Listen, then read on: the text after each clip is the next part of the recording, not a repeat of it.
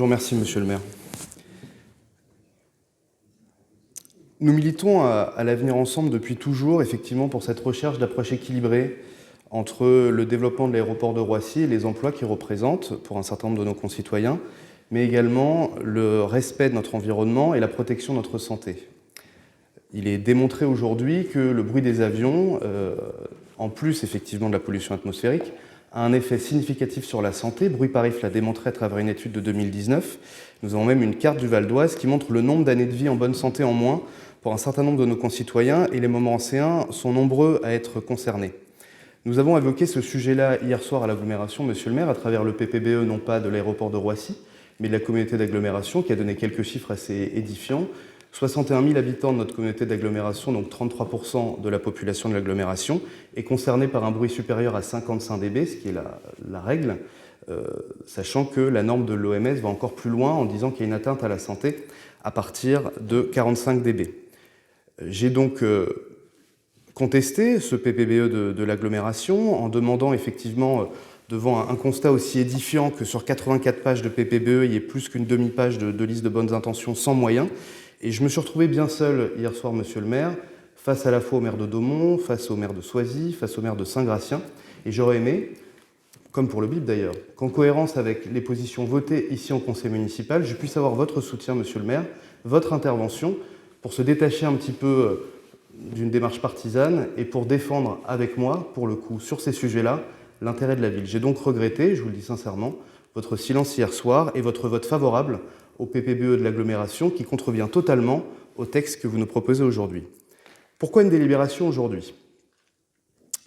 Il se trouve que l'enquête publique avait lieu du 20 janvier au 22 mars. Un certain nombre de collectivités dans le Val d'Oise, je prends exemple dans notre agglomération la ville de Deuil-la-Barre, dans le Val d'Oise encore la ville de Gonesse, ont souhaité participer à cette enquête publique à travers des délibérations du conseil municipal qui ont, vous l'admettrez monsieur le maire, je sais que vous êtes comme moi un démocrate, plus de poids qu'un simple courrier signé du maire. Un vote unanime de la représentation municipale représentant l'ensemble des tendances et l'ensemble des électeurs de la ville a plus de poids.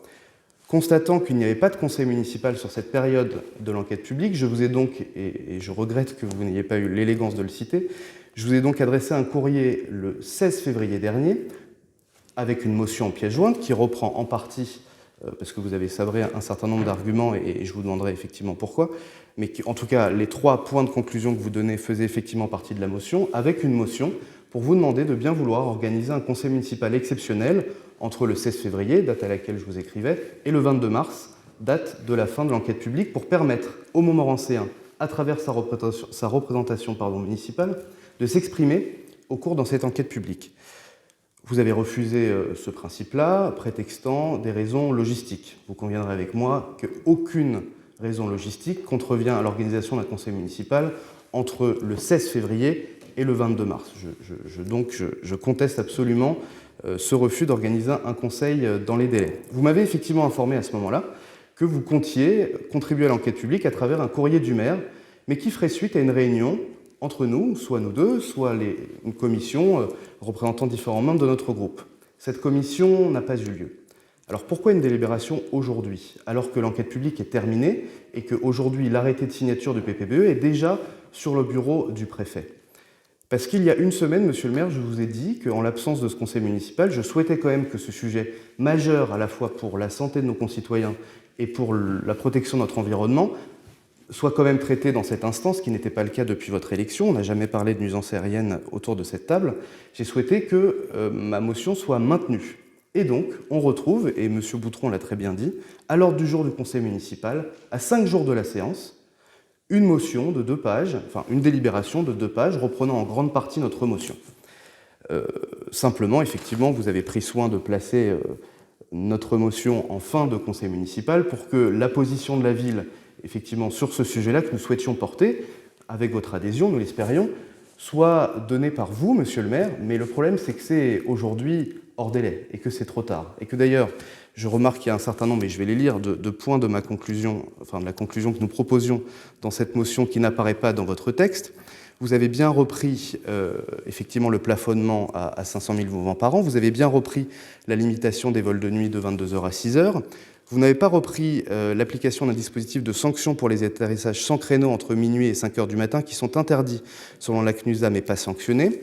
Vous n'avez pas repris la fixation d'un objectif de réduction du bruit en indiquant la diminution des populations impactées. C'est ce qui manque d'ailleurs dans le PPBE de l'agglomération à l'issue du plan.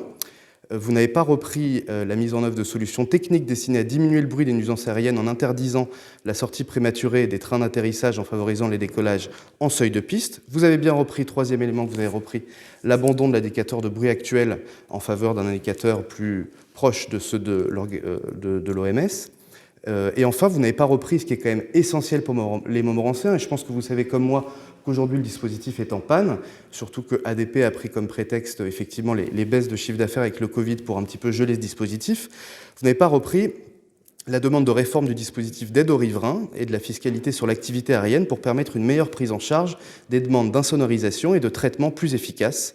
Elle pourrait passer par la création de plateformes locales de la rénovation énergétique et phonique chargées d'instruire les dossiers d'aide à l'insonorisation. Mais il y a surtout un point majeur que vous n'avez pas repris, monsieur le maire, dans votre délibération parce que vous ne le pouvez plus, c'est que ma motion se terminait par le conseil municipal émet un avis défavorable au projet de PPBE 2022-2026 dans sa version actuelle. Et ça, effectivement, vous ne pouvez pas le dire en conclusion de votre délibération dans la mesure où l'enquête publique est clôturée ayant refusé de nous laisser lire une motion. Vous avez eu un petit peu la même approche avec le BIP, en acceptant de vous prononcer contre le BIP, à partir du moment où c'est vous qui alliez lire un texte. Volontiers, nous avions retiré notre motion dans l'intérêt général, et c'est ce que nous ferons d'ailleurs ce soir également, monsieur le maire. Vous avez eu la même démarche, et Hélène l'a rappelé, par rapport à cette aide pour l'Ukraine, et ce n'était pas une polémique. Je trouve qu'elle a raconté un récit très intéressant de l'aventure qu'ont vécu les citoyens, mais effectivement, n'étant pas à l'origine de la démarche, et finalement, vous avez même dans votre magazine municipal dit que vous avez été simplement secondé par des citoyens. Et là, de la même manière, parce que ce n'était pas vous qui alliez lire cette motion, vous avez refusé d'organiser ce conseil en privant les Montmorenciens de s'exprimer collectivement à travers notre vote à cette enquête publique. Je conclurai, monsieur le maire, et j'attends votre réponse sur les 5 points ou 6 points de conclusion que vous avez retirés de la délibération, en disant, et vous le savez comme moi, monsieur le maire, que l'ego en politique est nécessaire pour accéder au pouvoir. Pour avoir la place que vous avez aujourd'hui et pour avoir la place à laquelle j'aspire occuper demain, il faut un petit peu d'ego pour mener campagne. Mais une fois qu'on accède aux responsabilités, il faut savoir, monsieur le maire, en vertu de l'intérêt général, mettre son ego de côté et effectivement défendre plutôt l'intérêt de la commune et de ses habitants, et c'est pas ce que vous avez fait sur ce dossier. Je vous remercie.